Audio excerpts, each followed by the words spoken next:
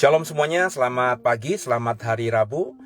Dan saya berharap semua dalam berkat Tuhan, dalam kasih anugerah Tuhan yang luar biasa melimpah. Dan di hari Rabu pagi ini, sebelum saudara beraktivitas, izinkan saya untuk membagikan kebenaran firman Tuhan. Saya akan membacakan dan coba sharing dari 1 Korintus pasal yang ketiga. Kemudian kita akan membaca ayat yang ke-16 dan ke-17. 1 Korintus, surat 1 Korintus pasal yang ketiga, ayat 16-17. Dan izinkan saya membacanya versi terjemahan baru 2, Bapak Ibu ya. Demikian firman Tuhan. Tidak tahukah kamu bahwa kamu sekalian adalah bait Allah, dan bahwa roh Allah tinggal di dalam kamu? Jika ada yang membinasakan bait Allah, Allah akan membinasakan dia. Sebab bait Allah itu kudus, dan bait Allah itu ialah kamu sekalian. Saya rasa banyak orang Kristen yang sudah mengerti atau sudah pernah membaca, mendengarkan ayat ini. Ayat ini jelas mengatakan bahwa kita adalah bait Allah dan bahwa roh Allah tinggal di dalam kita. Jadi jika ada yang membinasakan bait Allah, yakni diri kita, atau kita sendiri membinasakan diri kita sendiri, maka Allah akan membinasakan dia. Ya, sebab bait Allah yang dikatakan di ayat 16 itu adalah diri kita, itu kudus, dan bait Allah itu adalah kita sendiri. Seringkali dulu orang mengatakan ini untuk dipakai untuk menjelaskan tentang konsep merokok itu atau minum-minuman yang beralkohol itu baik apa tidak buat tubuh. Nggak salah sih saudara ya, memakai ayat ini untuk membuka pikiran bagaimana kalau kita kecanduan nikotin dan kecanduan alkohol itu bisa merusakkan tubuh, dan itu berarti merusak bait Allah karena bait adalah tubuh kita. Nggak salah. Tapi saya ingin mengajak saudara dari ayat ini berpikir dengan lebih luas lagi. Bahwa merusak tubuh kita ini bukan cuma sekedar dari nikotin, bukan juga sekedar dari alkohol. Sebab saya percaya orang Kristen sekarang banyak yang sudah tidak lagi terikat dengan nikotin dan alkohol, ya. Tapi dia merusak bait Allah, dia tetap merusak dirinya sendiri. Dengan cara apa? Dengan cara memasukkan hal-hal yang tidak baik ke pikirannya, lewat matanya, lewat telinganya. Ya, saya seringkali ya saudara, kalau ada hamba-hamba Tuhan yang terkenal gitu, terus misalnya menjadi viral gitu ya, apapun yang dilakukan oleh hamba Tuhan itu, maka banyak orang-orang Kristen tentunya, karena yang mengkomentari hamba-hamba Tuhan itu kan gak mungkin orang-orang yang bukan Kristen kan saudara. Jadi kalau ada hamba Tuhan yang punya nama terkenal, itu pasti yang mengkomentari ya orang-orang Kristen. Perhatikan saudara, mereka berkomentar, tapi sebenarnya komentar mereka itu jauh lebih mengerikan daripada komentar netizen yang bukan Kristen ketika mengomentari misalnya tentang selebritis atau tentang apapun. Itu lebih jahat mulutnya. Saya sendiri sampai merinding gitu melihat banyak orang Kristen yang gampang sekali memaki-maki hamba Tuhan, ya, memaki-maki atau menjelek-jelekan, menggunakan kata-kata yang menyesatkan lah dan lain sebagainya, merendahkan lah, ya, menganggap hamba Tuhan itu hamba setan lah dan sebagainya gitu. Saya jujur merinding saudara ya. Ini kenapa bisa terjadi? Ya. Pernah nggak Bapak Ibu berpikir bahwa kalau kita memperkatakan kata-kata yang jahat itu, apalagi itu cenderung fitnah, ya. Terlebih kita tidak kenal seseorang, tapi kita mengomentari orang tersebut. Bukankah itu berarti sebenarnya kita sedang merusak diri kita sendiri? Karena kata Alkitab yang keluar dari mulut itu berasal dari hati. Berarti kalau mulut kita mengeluarkan kata-kata yang jahat, hari ini kita mungkin tidak mengeluarkan lewat perkataan, tapi lewat jari jemari, ya, lewat tuts di mengetik ya di handphone kita, di gadget kita, di komputer kita, di laptop kita, mengkomentari dengan nada yang negatif, mengkomentari dengan nada yang jahat. Bukankah itu juga sama artinya dengan apa yang keluar dari diri kita? Itu berasal dari hati yang busuk, hati yang jahat kata Alkitab. Dan kalau hati kita jahat, berarti kan kita merusak bait Allah. Kenapa banyak orang Kristen seperti ini? Karena orang Kristen seperti ini bisa seperti ini karena mengkonsumsi hal-hal seperti itu. Dia senang membaca komentar-komentar jahat dari orang-orang ya yang mengomentari sesuatu. Itu yang dia baca, itu yang dia gumuli, itu yang dia mungkin senengi. Dia menghabiskan waktu dengan membaca komentar-komentar jahat orang kepada tokoh tertentu. lambat laun apa yang dia baca, apa yang dia dengar itu ya merasuki pikiran dan hatinya, dan tinggal tunggu waktu aja dia akan mengikuti seperti orang-orang tersebut. Kekasih Tuhan, biji mata Tuhan, menjaga bait Allah yakni tubuh kita supaya bersih, supaya kudus, itu tidak merusakkan bait Allah yakni diri kita, juga bicara tentang banyak hal, saudara. Ya. Dengan misalnya menjaga diri kita ini sehat, ya, dengan mengkonsumsi hal yang baik, dengan hidup yang baik, ya. Banyak orang Kristen hari-hari ini yang kerjaannya tidur mulu, ya, makan tidur mulu, makan tidur mulu. Itu secara medis saja tidak baik gitu ya. Nah, orang-orang seperti ini juga masuk kategori orang-orang yang merusakkan bait Allah. Dan kalau orang-orang yang merusakkan bait Allah ini dirusakkan Tuhan, ya, kalau bahasa Alkitab tadi dibinasakan Tuhan, ya jangan salahkan Tuhan. Maka belajarlah kita introspeksi diri untuk mulai di hari Rabu ini, saudara.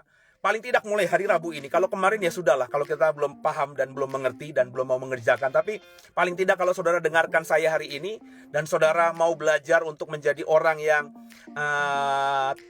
berusaha menjaga bait Allah, ya, dan kepingin agar Tuhan tidak membinasakan bait Allah yakni diri kita ini, sehingga kita bisa hidup yang tenang, umur panjang, masa putih rambut juga digendong Tuhan, artinya kita tidak sakit-sakitan, kita tidak menderita, mati kita pun mati yang enak gitu ya. Kalau kita punya mimpi seperti itu, mulai hari ini untuk menjaga tubuh kita ini dengan menjaga dengan pola makan yang bagus, pola aktivitas yang bagus ya. Bergerak itu penting ya. Terus juga pakai otak kita ini.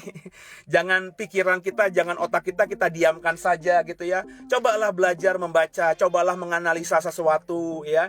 Cobalah memperhatikan banyak hal agar pikiran kita ini terus terasah. Ya.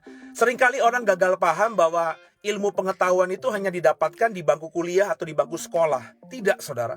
Berapa lama sih kita sekolah? Kalau Bapak Ibu dari SD sampai dengan S3 itu mau lanjut terus gitu ya. Tidak mau terputus, habis SMA di usia 17, lanjut S1 berarti umur 20, 21 sudah selesai. Lanjut S2 2 tahun, berarti 23 sudah selesai. Lanjut S3 2 tahun, 3 tahun, 25, 26 sudah selesai. 26 tahun kita sudah selesai sampai doktor, ya, sampai gelar doktor.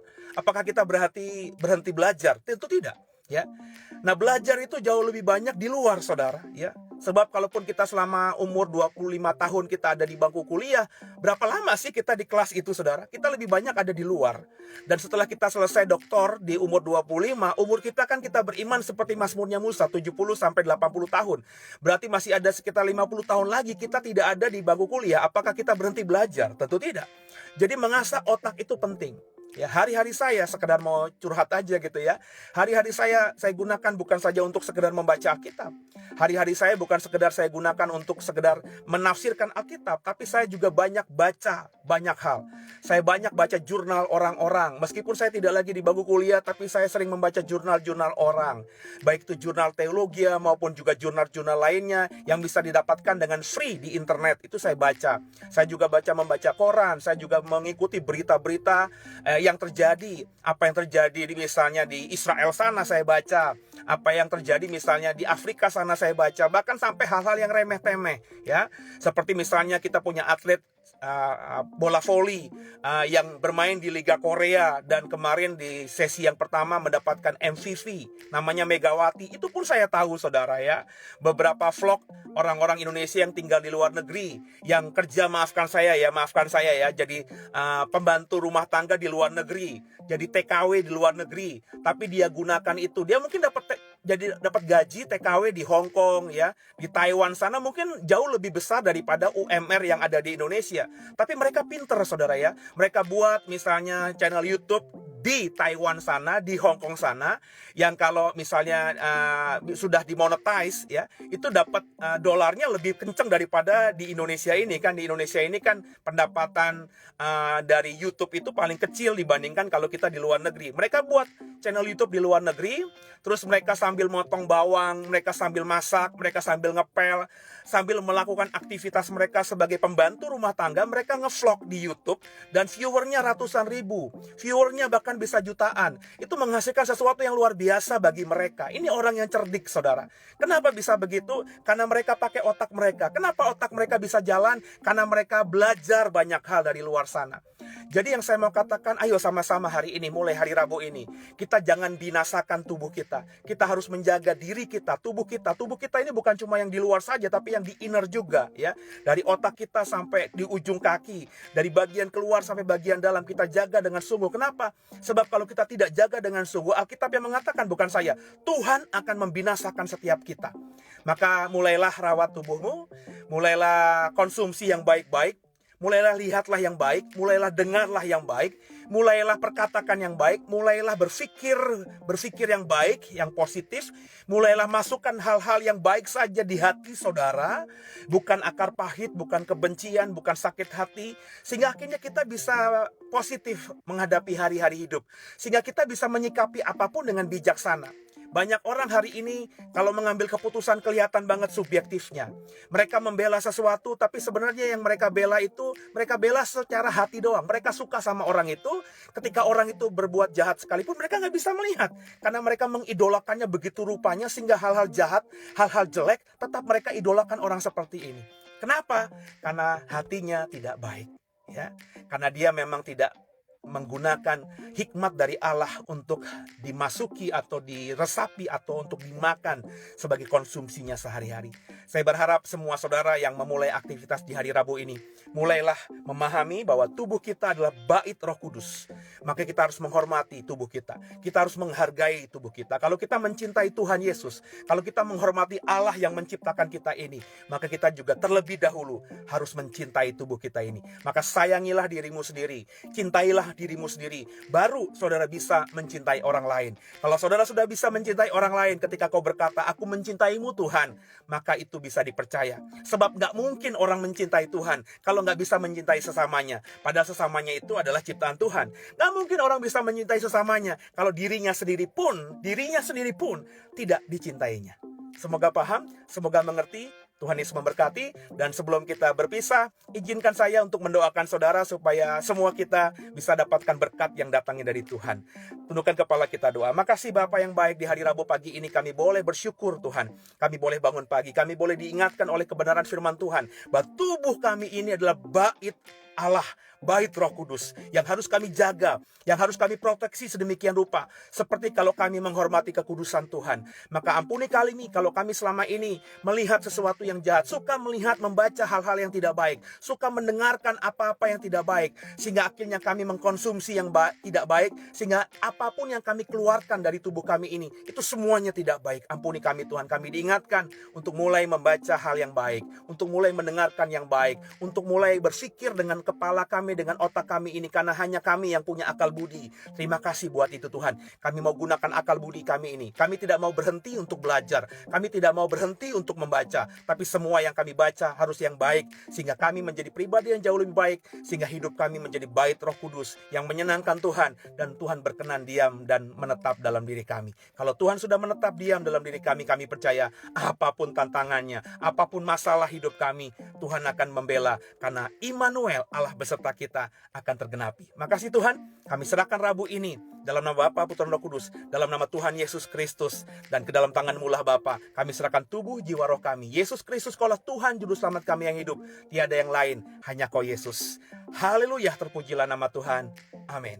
Sampai jumpa di pagi berkat bersama Pase besok hari Kamis. Terus beraktivitas, terus bersyukur kepada Tuhan, dan jangan tinggalkan Tuhan, sebab Tuhan gak pernah tinggalkan saudara. Dia teramat mengasihi saudara. Haleluya, shalom, God bless you.